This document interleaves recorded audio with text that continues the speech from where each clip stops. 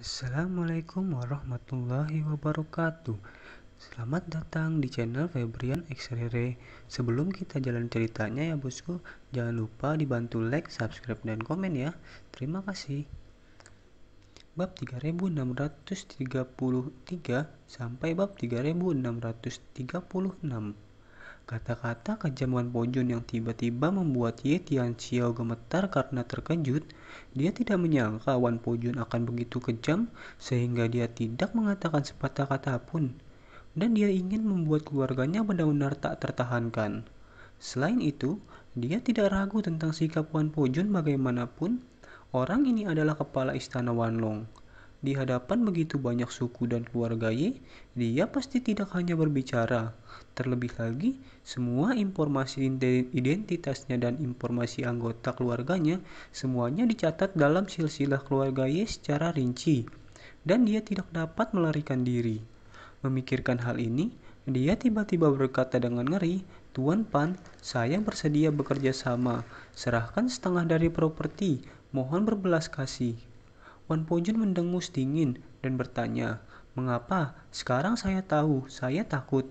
Bukankah Anda baru saja mengatakan bahwa aset keluarga Anda adalah semua uang hasil jeripaya Anda? Saya pikir Anda benar-benar keras kepala dan ingin mati untuk mempertahankan properti." Ye Tianxiao tersendak dan berkata, "Aku baru saja bingung. Jangan khawatir tentang itu. Faktanya, uang adalah sesuatu di luar tubuhku. Bahkan jika kamu bingung, kebenaran ini jelas." Wan Pojun berkata dengan kosong, "Sekarang kamu ingin mengerti, maka aku akan memberimu kesempatan lagi. Jika kamu secara aktif bekerja sama dan mengendalikannya dengan baik, Wan Longdian tidak akan lagi mengejarnya. Mulai sekarang, air sumur tidak akan menyerang sungai. Tetapi, jika Anda berani bermain hati-hati dengan saya, hati-hati jika saya memalingkan muka kapan saja." Seluruh tubuh Ye Tianxiao tiba-tiba bergidik dan buru-buru berkata, "Jangan khawatir tentang Tuan." Wan Pojun mengabaikannya dan berkata kepada semua orang, "Jika Anda ingin aman, cukup transfer setengah dari aset keluarga Anda ke rekening luar negeri Wan Longdian. Selama Anda menghabiskan uang untuk menghilangkan bencana, Istana Naga juga akan menghormati janjinya dan tidak akan mengejarnya lagi." Pada saat ini, semua orang mengungkapkan pendapat mereka satu demi satu, menyatakan kesediaan mereka untuk menerima permintaan Istana Wanlong. Begitu percakapan Wan Pujun berubah, dia berkata dengan nada tegas, "Tapi Anda tidak ingin membodohi saya, kuil Wanlong. Setelah pembayaran dikumpulkan, kami juga akan mengatur auditor keuangan profesional untuk mengevaluasi aset keluarga Anda masing-masing. Jika diketahui bahwa seseorang telah membayar kurang dari setengah dari hartanya, ia harus mengganti selisihnya 3 kali pada saat itu." Begitu kata-kata ini keluar, wajah setiap cabang keluarga Ye dipenuhi dengan kesedihan. Mereka awalnya berpikir bahwa mereka dapat sepenuhnya menyembunyikan situasi sebenarnya dari aset mereka sendiri.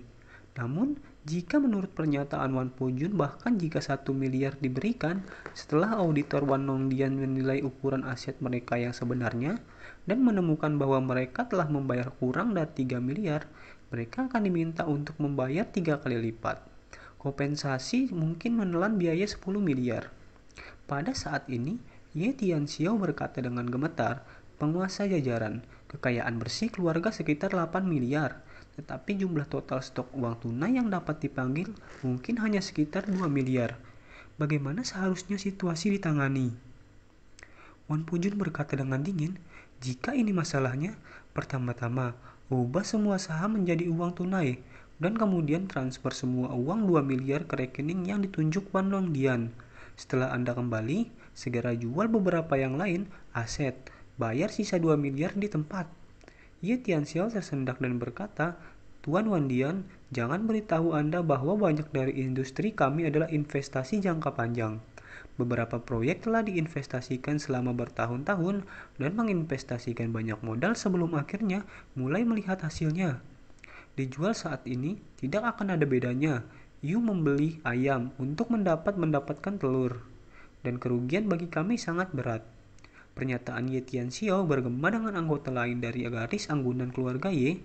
Mereka sudah rela mengambil setengah dari aset mereka saat ini.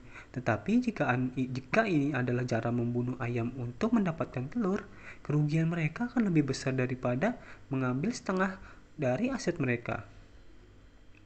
Wan Pojun tidak bisa mengambil keputusan saat ini.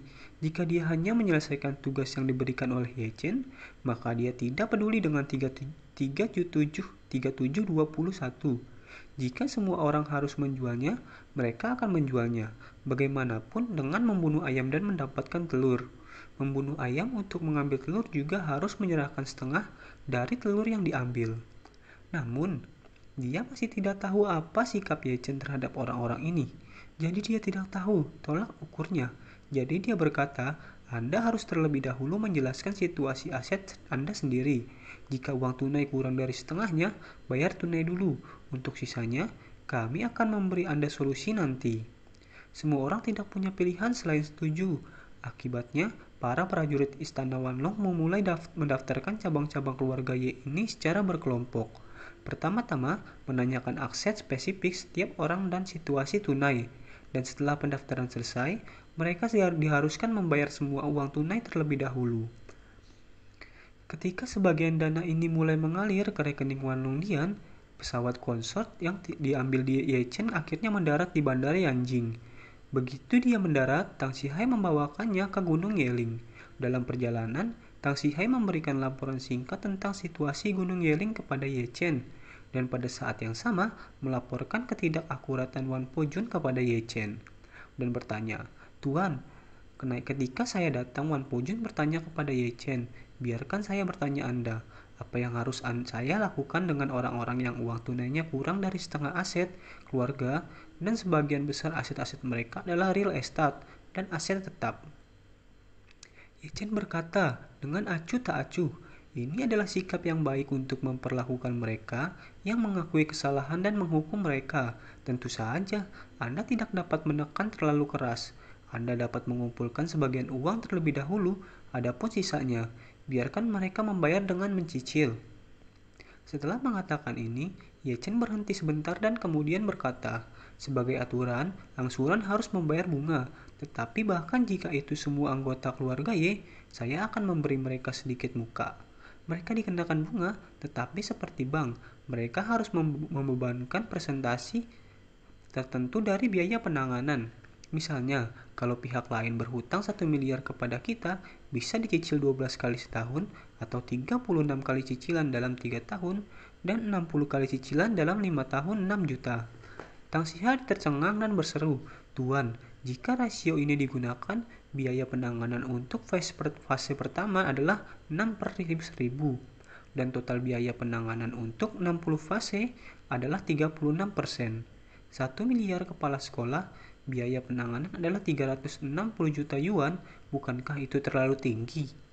Ye Chen tersenyum dan berkata, bukankah angsuran kartu kredit bank selalu membayar 6.000 setiap angsuran? Saya juga menyita overcharge, tetapi lihat saja banknya. Tang Sihai buru-buru berkata, Tuan, Anda berkata begitu, tetapi bunganya, oh tidak, rasio biaya ini sebenarnya sangat tinggi. Saya khawatir mereka tidak akan dapat mempertahankan tingkat setinggi itu sama sekali. Biaya penanganan. Ye Chen tampak seperti pencatut dan berkata dengan serius, tidak masalah jika Anda tidak dapat menahannya, saya dapat memberi mereka pilihan lain. Uang yang terutang akan dikonversi menjadi ekuitas yang sesuai dari perusahaan mereka sesuai dengan preferensi tertentu. Kekuatan seperti nilai perusahaan 5 miliar, tetapi kami masih berutang 1 miliar. Biasanya, 1 miliar ini dikonversi menjadi ekuitas adalah 20%. Tetapi karena mereka berutang kepada kami, saya tidak membebankan biaya angsuran kepadanya, jadi saya punya untuk menerima kerugian tunai. Oleh karena itu, kami harus memberi kami diskon 20% dari total penilaian. Dalam hal ini, jika sebuah perusahaan dengan 5 miliar euro didiskon sebesar 20%, bahkan jika itu 4 miliar, hutang 1 miliar dikonversi menjadi ekuitas adalah 25%. Untuk angkutan keluarga Ye yang durhaka ini, Ye Chen sudah memikirkan serangkaian solusi lengkap untuk mereka. Dan alasan mengapa dia bergegas kembali dari Eropa Utara tanpa henti adalah untuk menyelesaikan semua cabang anggunan ini dalam satu langkah. Setelah mendengar serangkaian rencana Ye Chen, Tang Xihai terkejut, tetapi juga merasa sangat lega. Meskipun dia bukan keluarga Ye, melihat bahwa anggunan keluarga Ye yang biasanya bergantung pada bantuan keluarga Ye, melarikan diri dalam semalam pada saat kehidupan dan kematian keluarga Ye. Dia juga sangat marah. Ye Chen ingin mengajari mereka sebuah pelajaran, dan Tang Xihai melakukan hal yang sama, setuju dengan kedua tangan. Namun Tang Xihai tidak menyangka bahwa Ye Chen akan begitu kejam. Menurut postur ini dia benar-benar ingin memotong kekayaan garis samping keluarga Ye menjadi dua. Melihat ekspresi kompleks Tang Xihai saat ini, Ye Chen bertanya kepadanya, "Steward Tang, apakah menurutmu aku terlalu kejam kepada mereka?" Tang Xihai berpikir sejenak dan kemudian berkata, "Kembali ke Tuan Muda, jika Anda hanya berbicara tentang intensitas hukuman, itu memang agak kejam. Bagaimanapun, itu adalah setengah dari properti yang sulit bagi siapapun menerimanya." Berbicara tentang ini, Tang Xihai berhenti sebentar dan kemudian berkata, "Namun, saya merasa Anda harus melakukan ini, Tuan. Hampir sebagian besar aset mereka diakumulasikan oleh keluarga Ye. Karena mereka telah durhaka pada saat-saat kritis, itu benar bagi keluarga Ye untuk mengambil kembali sebagian dari aset mereka. Mengambil bagian dari aset mereka juga merupakan suplemen yang sangat baik untuk keluarga Ye." Ye Chen tersenyum acuh tak acuh dan berkata dengan serius, "Steward Tang, pada kenyataannya, saya menghukum mereka kali ini tidak benar-benar untuk aset kecil di tangan mereka. Saya terutama berpikir bahwa kesetiaan orang-orang ini kepada keluarga Ye terlalu rendah. Ini keterlaluan. Jadi saya harus mengambil kesempatan ini untuk melakukan upaya serius untuk memperbaikinya." Berbicara tentang ini, Ye Chen berkata dengan ekspresi serius, "Kali ini, saya harus membuat mereka mengerti bahwa mereka harus memiliki rasa kesetiaan yang cukup seperti raja-raja klan kuno untuk membawa semangkuk nasi dari keluarga Ye.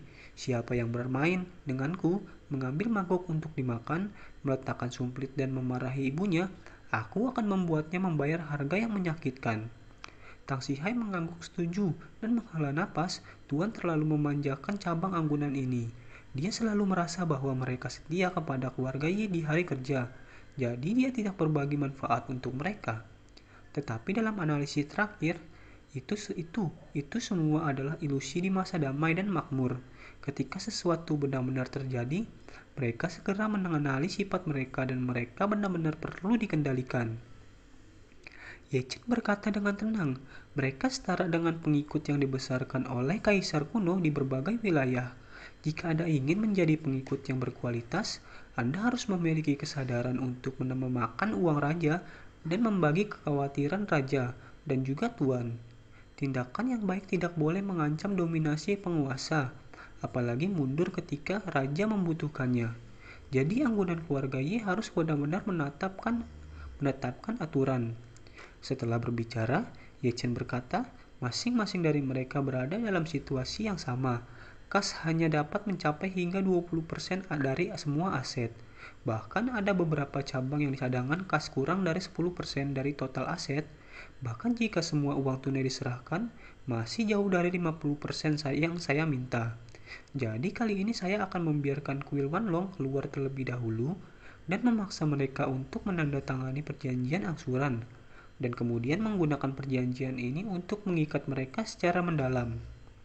Namun, saya tidak akan memaksa mereka sampai mati.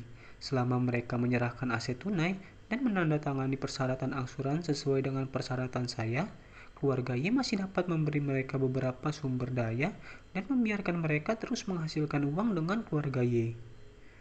Pada saat itu, mereka berusaha keras untuk menghasilkan uang dengan keluarga Y. Pada dasarnya, mencoba melunasi hutang saya, biarkan mereka berdarah sampai memberi mereka transfusi darah, dan kemudian mengambil kembali transfusi darah, dan seterusnya. Biarkan mereka sementara tak terpisahkan dari kita. Kita tidak akan pernah bisa menjadi lebih kuat. Hanya dengan cara ini kita bisa memegangnya dengan kuat di telapak tangan. Ketika Tang Xihai mendengar ini, dia menghela napas dengan kagum. "Tuan, trik Anda sangat tinggi. Dengan cara ini, cabang-cabang jaminan ini tidak akan lagi menjadi anak yang hilang, yang hanya menjangkau keluarga. Mereka memaksa mereka untuk memaksa mereka, dan biarkan mereka mulai membuat beberapa kontribusi untuk keluarga. Itu benar, Ye Chen mencibir.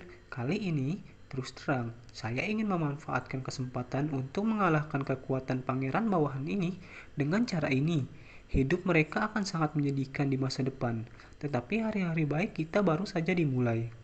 Tepat ketika Ye Chen hendak tiba di Gunung Yeling, semua orang Wan Pujun telah mengambil lebih dari 200 miliar yuan tunai dari tangan lebih dari 700 cabang keluarga Ye. Namun ini hanya seperlima dari semua aset bersih cabang anggunan keluarga Ye. Menurut statistik, aset semua cabang keluarga Ye berjumlah sekitar 1 triliun yuan.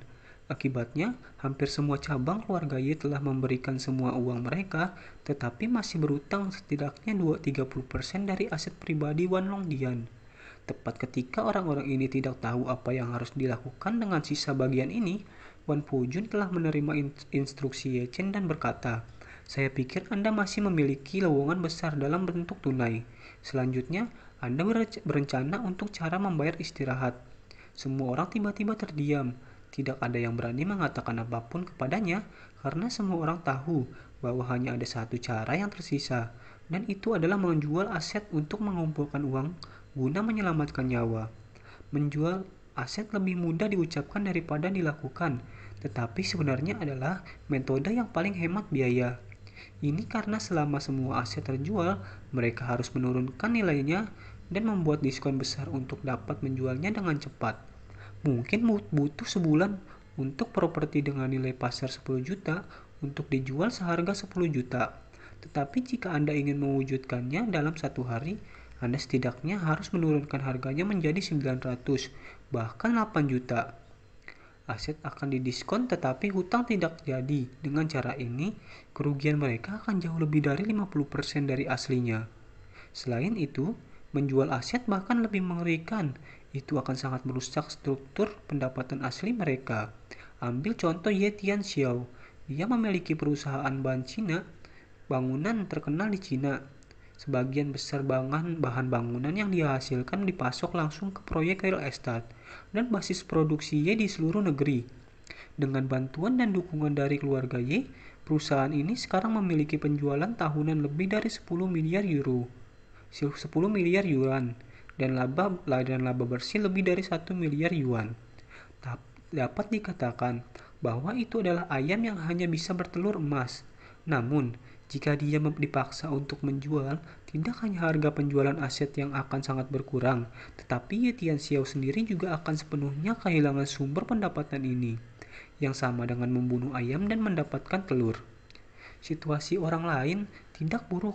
Tidak ada yang bisa menghasilkan begitu banyak uang untuk mengkompensasi Wan Longdian, dan tidak ada yang mau menjual aset inti mereka dengan harga rendah.